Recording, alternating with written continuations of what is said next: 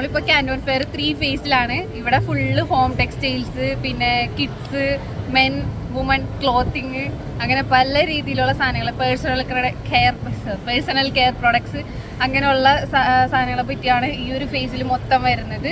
ഇപ്പം നമ്മൾ curtains, bedsheet, bed cover, pillows, mattress, ഇത് ബേസ് ചെയ്തിട്ട് ക്യാൻറ്റോൺ ഫെയറിന് അറ്റൻഡ് ചെയ്യുമ്പോൾ ഇവിടെ വരുന്നത് കുറച്ചും കൂടി ഒരു പ്രീമിയം കാറ്റഗറിയിലുള്ള ആളുകളാണ്. യൂറോപ്യൻ മാർക്കറ്റ് ഫോക്കസ് ചെയ്തിട്ട് ചെയ്യുന്ന ആളുകളാണ്. നമ്മൾ ഓൾറെഡി കർട്ടൻസിലും ബ്ലൈൻഡ്സിലും അതുപോലെ തന്നെ ബെഡ്ഷീറ്റ്, ബെഡ് കവറിലൊക്കെ ഇന്ത്യ വളരെ മുന്നിൽ, ബെസ്റ്റ് പ്രൈസിങ്ങിൽ ഓൾറെഡി നമ്മൾ ഇന്ത്യയിൽ നിന്ന് എല്ലാ രാജ്യത്തേക്കും അയക്കുന്നതാണ്.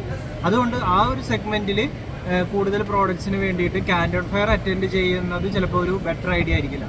ഇനി ക്യാൻറ്റോൺ ഫെയറിന് വന്നിട്ട് ഇവിടെയുള്ള പ്രോഡക്ട്സ് കണ്ട് ഇവിടുത്തെ മാനുഫാക്ചേഴ്സ്, ലോക്കൽ മാർക്കറ്റിൽ മാനുഫാക്ചേഴ്സായിട്ട് ഇത്തിരിയും കൂടി ഒരു ബജറ്റ് ഫ്രണ്ട്ലി മാനുഫാക്ചേഴ്സായിട്ടും ഡീൽ കണ്ടുപിടിക്കുകയാണെങ്കിൽ വളരെ ബെറ്റർ ആയിരിക്കും. പക്ഷേ ക്യാൻറ്റോൺ ഫെയറിലുള്ള ആളുകൾ കുറച്ചുകൂടി ഒരു ഹയർ ആയിട്ടുള്ള സാധനങ്ങൾ വിൽക്കുന്നതാണ്. നമ്മുടെ ഇന്ത്യൻ മാർക്കറ്റിന് ഇപ്പോൾ ഡിഡക്കോർ പോലുള്ള കമ്പനീസൊക്കെ ആണെങ്കിലാണ് അവർക്ക് വർക്കാവും. കുറച്ചും കൂടി ഒരു എബോവ് ആവറേജ് കസ്റ്റമേഴ്സിന്, പ്രീമിയം അല്ലാതെ ഒരു എബോവ് ആവറേജ് ക്ലയൻറ്റ് നോക്കുന്നവർക്ക് ക്യാൻറ്റോൺ ഫെയറിനകത്തുള്ള മാനുഫാക്ചേഴ്സ് കറക്റ്റ് ആവണമെന്നില്ല. എനിക്ക് ഇതിനെപ്പറ്റി അറിയാവുന്നത് എന്താ വെച്ചാൽ, ഞാൻ നാട്ടിലറിയാലോ, എനിക്ക് നാട്ടിൽ എല്ലാ ജില്ലയിലും കർട്ടൻസ് ആൻഡ് ബ്ലൈൻഡ്സ്, ബെഡ്ഷീറ്റ്, അങ്ങനെയുള്ള എല്ലാ ഹോം ടെക്സ്റ്റൈലിൻ്റെ കമ്പനി ചെയ്യുന്ന ആളാണ്, വർക്ക് എടുത്ത് ചെയ്ത് കൊടുക്കുന്ന ആളാണ്. പിന്നെ ബ്ലൈൻഡ്സ് ആണെന്നുണ്ടെങ്കിലും ഇവിടെ മാനുഫാക്ചറിങ് ചെയ്യുന്നതിനേക്കാൾ കോസ്റ്റ് കുറവിൽ നാട്ടിൽ നമുക്ക് ചെയ്യാൻ പറ്റും.